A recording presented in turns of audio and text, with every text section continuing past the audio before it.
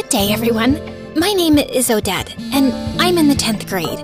They say you can tell a lot from someone's face. Mine says, please look away. I'm an only child with only child parents, meaning I have no aunts or uncles. My life is boring. My parents are calm and reasonable in that polite, suburban way. I always believed even my face looks boring. You know, Odette, it's time to have some purpose in your life. Well, I'm just waiting for the tragic twist in my life arc, because you guys didn't give me a dramatic backstory to work with. Okay, maybe start with a job? Yeah, Sharon, lead with that next time. Don't make it sound philosophical. You just want another income stream. Whatever. I'm going to my room. Where did we go wrong with our one and only? A few days later, I started babysitting. It was the worst decision of my life. I got an email from a woman saying she had a disabled daughter and needed someone to start immediately. She'd already left for work, but there was a note on the fridge with a list of instructions and $300 on the kitchen table. The daughter was quiet, sweet even. I gave her food, helped her to the bathroom, and for a few hours, everything was fine. Then, I started noticing things. Shadows in the hallway, footsteps behind me. You know, classic horror movie nonsense. Long story short, she wasn't disabled. She was just pretending, for fun. People are weird. Yeah, I think my purpose in life can wait. Maybe my purpose was to find a boy instead.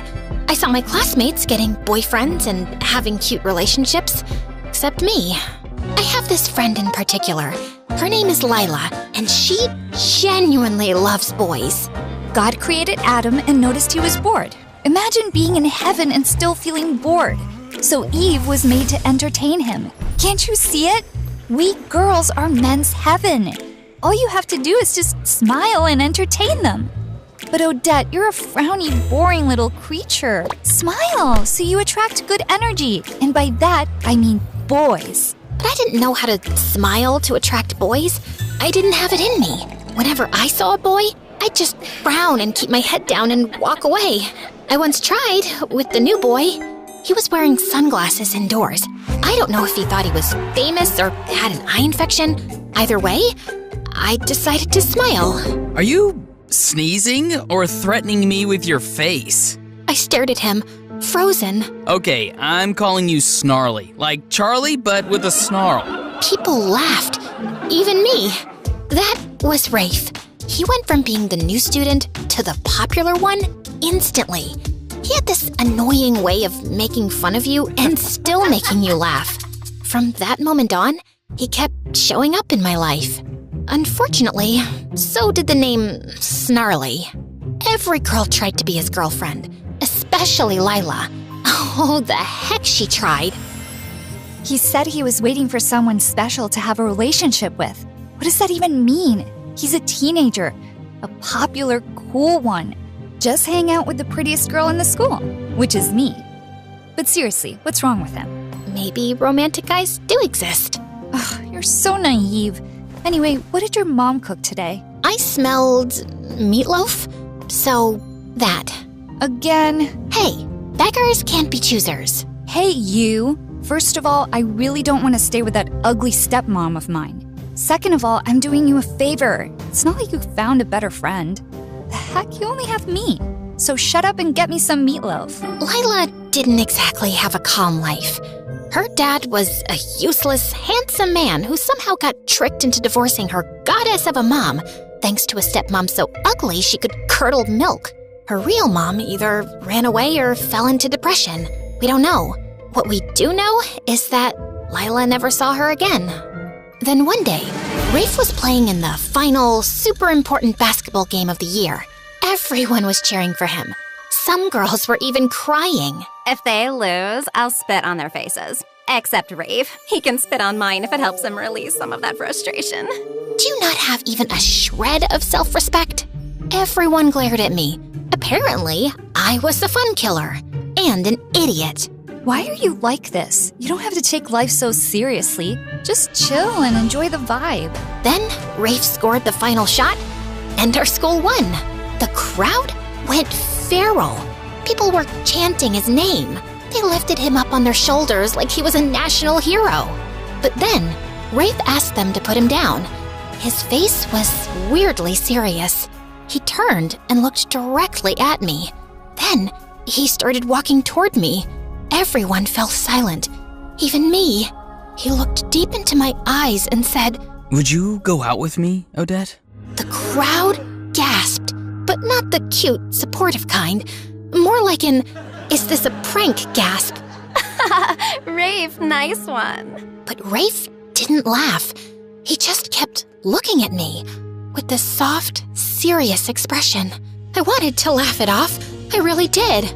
But something about the way he looked at me made my stomach flip. Some girls laughed nervously and touched his shoulder. A few boys joined in, filming the whole thing. One guy grabbed Lila's hand. "Will you be my girlfriend?" Oh no, wait, what did Rafe say? Oh yeah, "Would you go out with me, Lila?" Then, out of nowhere, Rafe shoved him hard. The laughter died instantly. Then he just turned back to me, calm as ever. So... Just say yes for now. Let's see where this goes. Yeah, I'll go out with you, Rafe. He grinned from ear to ear, picked me up on his shoulder, and carried me away. Everyone just stood there, blinking, whispering, filming, trying to figure out what had just happened. And from that day on, my life changed forever. For a while, everything felt perfect. Rafe and I became that couple, walking the halls hand in hand, skipping class to sit behind the gym and share terrible vending machine snacks. My parents were totally against me dating Rafe. I don't get it. He's handsome, funny, and successful. Yeah, but something's off. Like how he just sat in our living room with his feet on the coffee table. Little things like that say a lot. Oh, come on, Daddy. Listen to your old man, daughter. He's no good news. For God's sake, last time I checked, you're an accountant living a boring life with dead parents, no siblings, and 0 friends. Since when are you a psychologist, David? Oh, Dad, come on, honey. It's his vibe, his aura. Are you a psychologist? No.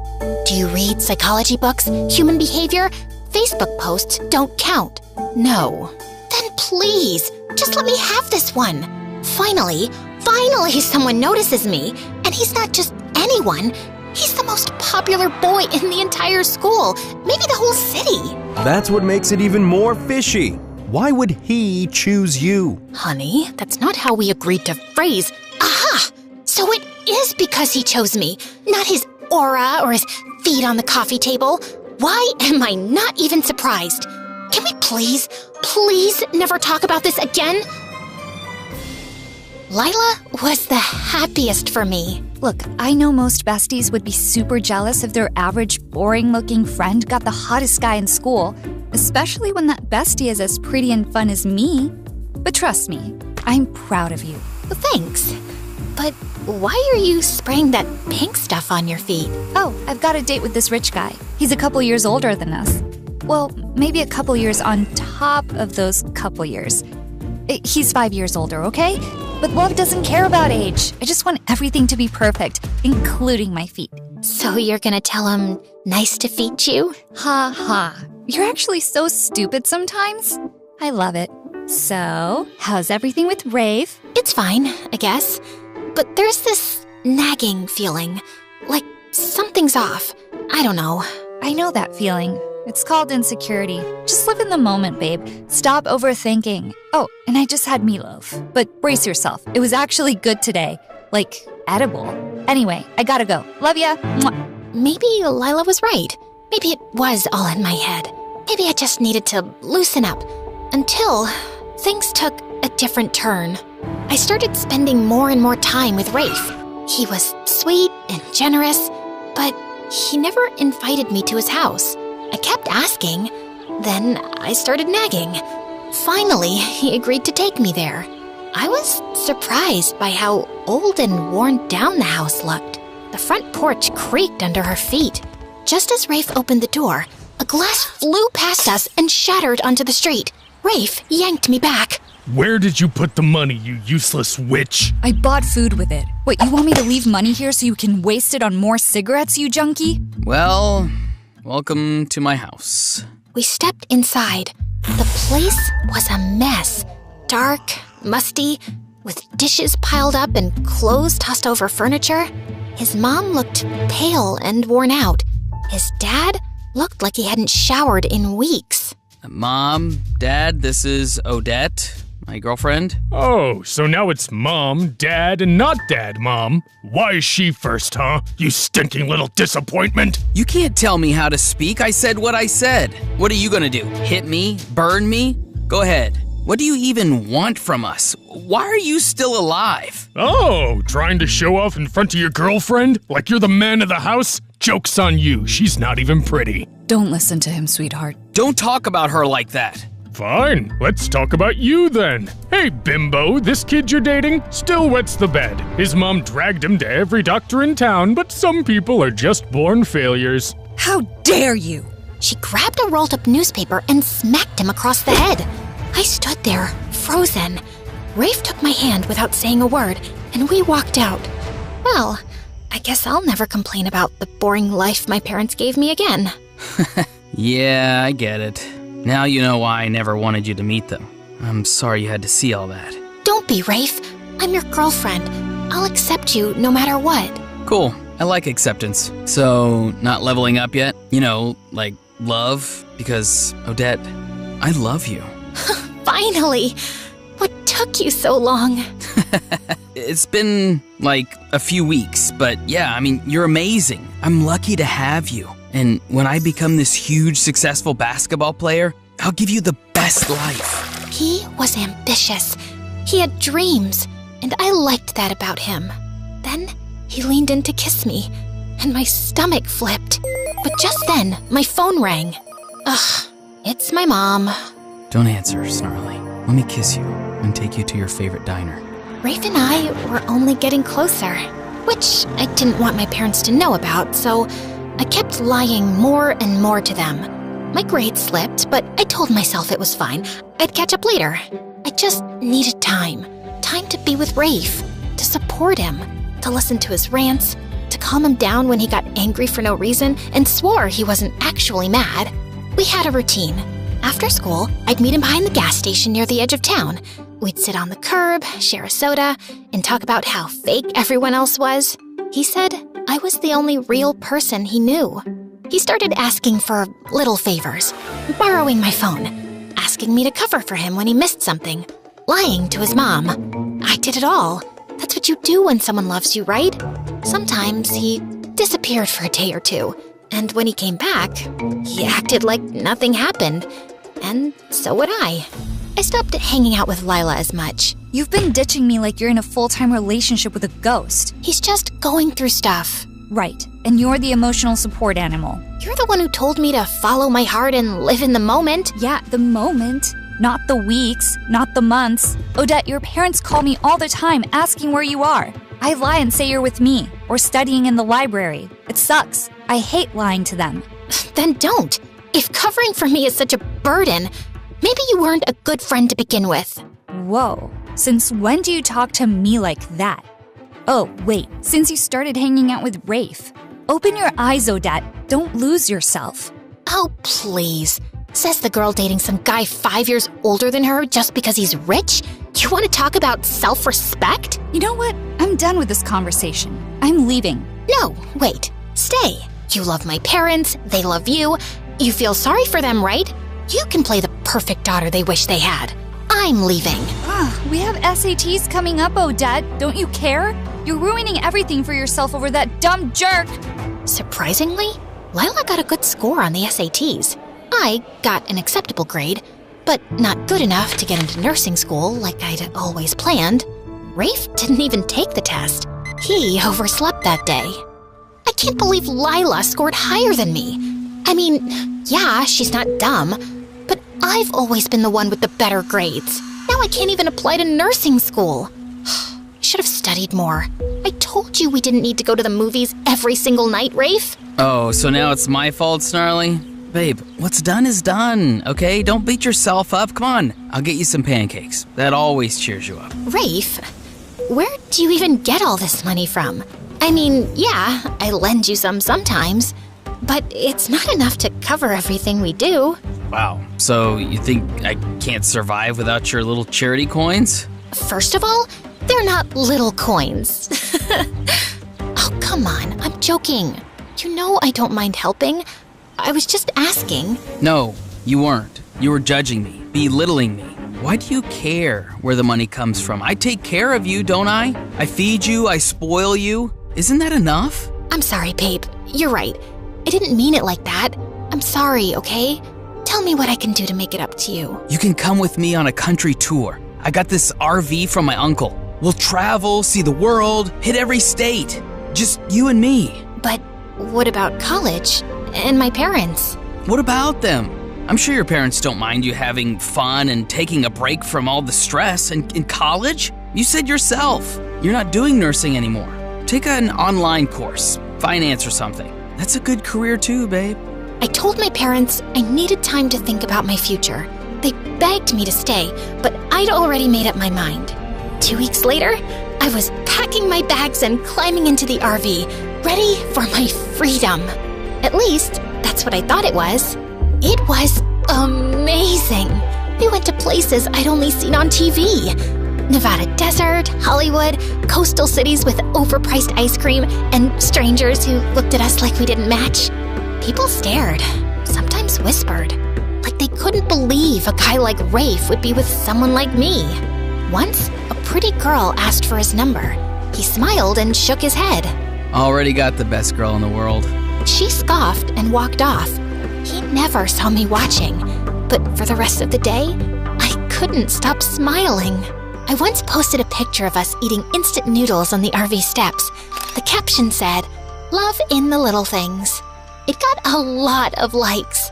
My parents still called. Sometimes I answered, and sometimes they were just yelling, begging me to come back. Eventually, I stopped picking up. Once, in Wyoming, there wasn't much to do. I went to sleep early. When I woke up, Rafe wasn't next to me. I called him many times, and it went straight to voicemail. Evening came, and still nothing. I decided to look around for him. Just as I stepped out of the RV, a police officer, a woman, was walking up, about to knock. Miss Odette, you're under arrest. Anything you say or do can be used against you in court. What the actual heck? She flipped me around and cuffed me. I tried to resist, tried to ask what was happening. She didn't answer, just shoved me in the car. The RV is stolen. I mean, what else do you think we deal with out here? The Wall Street crash? What? It's not even mine. No kidding. That's exactly the problem. The guy who actually owns it just reported it's stolen, and he says you were the one driving it around. Can I make a phone call? I'm allowed one, right? Ugh, these movies. Everyone thinks they get one call. Fine, go ahead. Call the president if you want. I called my parents, and I prayed they come to help me out. What do you mean, arrested? Odette, where are you? Wyoming? Is that in Japan? No, honey, give me the phone. Sweetie, that's like 7 hours away from here. Yeah? And I'm your only daughter. We're coming, honey. Just stay strong. Just then, Rafe showed up. Where the heck were you? I ran to him, hitting his chest with both fists. The officer stepped in and pulled me back into the cell. You don't have to lock her up. I talked to my uncle. He's coming to sort this out. That jerk filed a report because I'm behind on paying him back. Where were you, Rafe? You've disappeared before, but this time I was alone in a strange place, scared. And your uncle reported you? Nothing about this adds up. I'm sorry, but I called my parents. I think I'm gonna stay with them for a while. No, babe, please don't say that. Don't give up on me. You're all I have. Please. I can't be without you. Don't make me beg. You already are begging. Is that part of your dream too? The one where you become a famous basketball player and give me the perfect life? Yeah. How's that going so far? Funny thing, I once had someone beg like that. I didn't give him a chance. Thought I was being smart.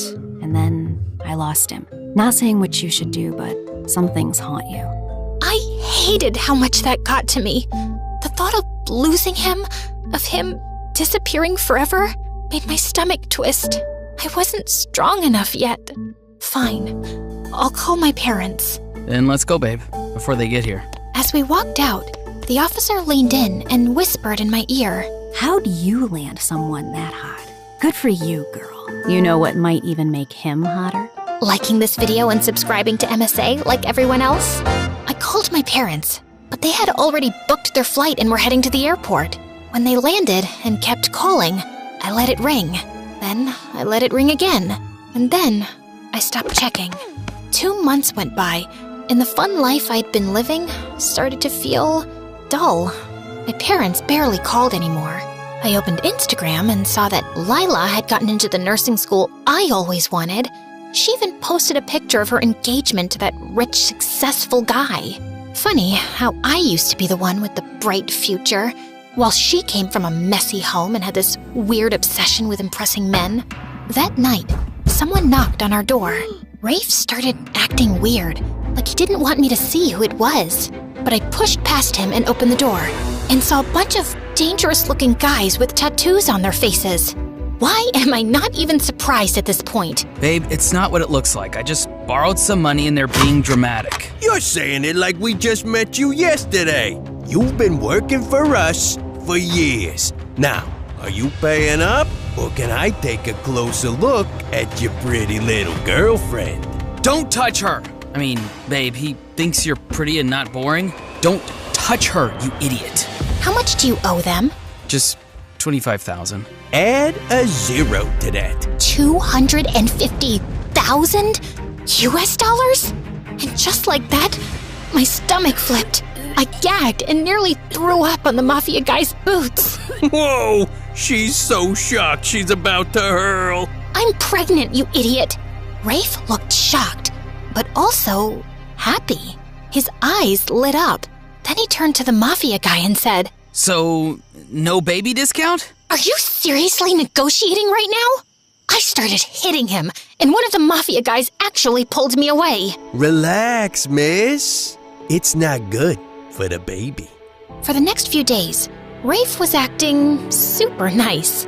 It was almost humiliating how hard he tried to please me, cutting my toenails, kissing my feet, and deep down, I felt sorry for him. With that dysfunctional family and the belittling jerk dad he had, I was sure it all made him the way he is.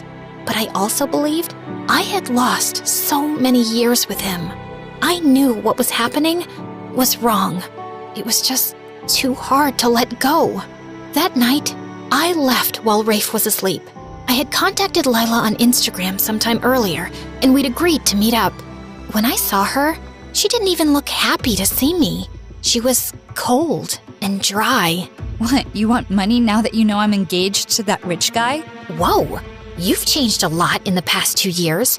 What the heck, Lila? Okay, fine. That was too much, I know. But still, why did you want to meet up, considering your poor life choices? I know you've had problems ever since that thing happened when we were kids, and you can't carry a baby. So, I'm offering you something. Please don't take it as charity.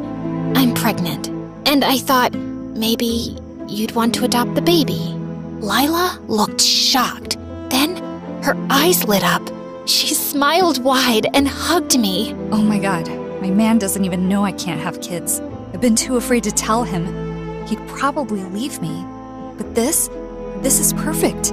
I'll just fake being pregnant, and when you give birth, I'll take the baby as mine. Wait, you don't mean legally? You don't want the papers to show I'm the biological mom? Who cares? You always said your life was boring. Abandoning a baby just fits you. I know this might feel hard because, well, having a baby might be your only achievement in life, but babe, if cats can do it, it's not that deep. Let me get this straight. You think this is about achievement? Do you even know how hard it is to give up a baby that came from your own body? Not so hard for you, apparently. I mean, you're handing the baby away the second you found out you had one. What kind of mother does that? And bam! I slapped her. She slapped me back. This'll slap you back to reality. You were my safest place, idiot. Look at you now. Take this. Do you hear yourself? Wake up, you stupid witch! Take this and this and this! So, what are you gonna do? If you can't adopt my baby, then maybe adopt me? Odette, nothing is forcing you to stay with him. But he loves me. And let's be honest, Lila. Girls like me don't exactly get love stories.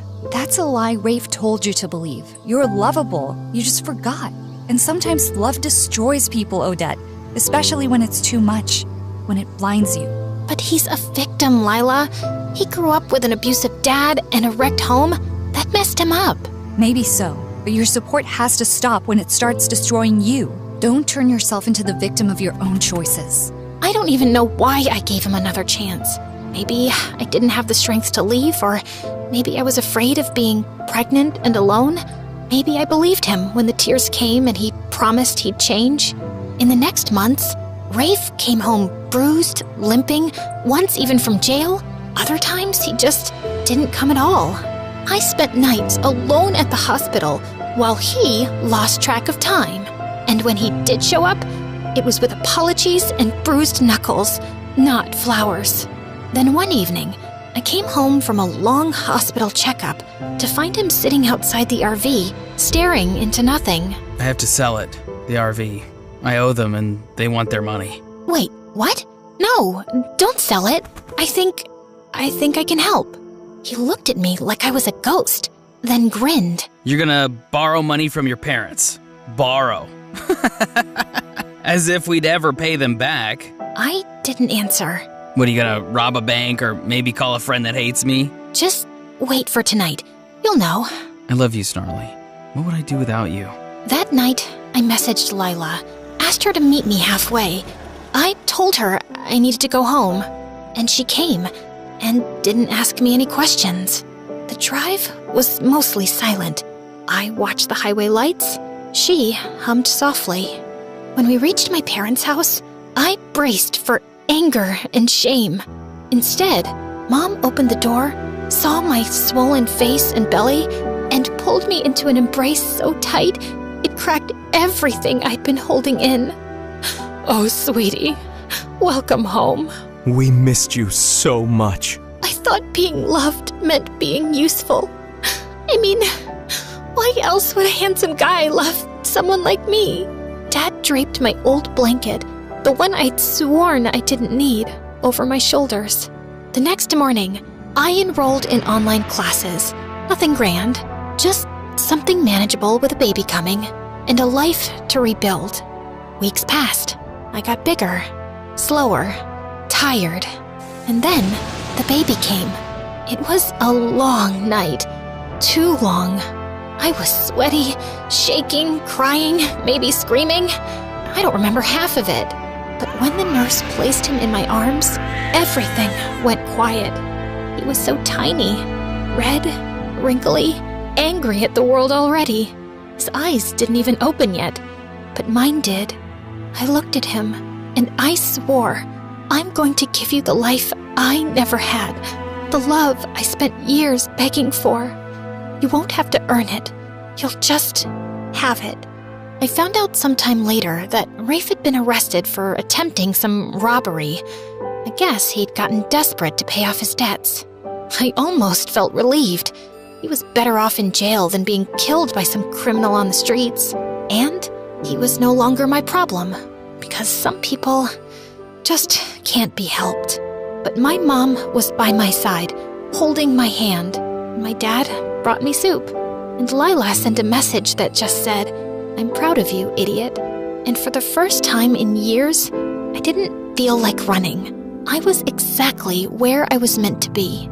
Sometimes, the bravest kind of love is the one you give yourself.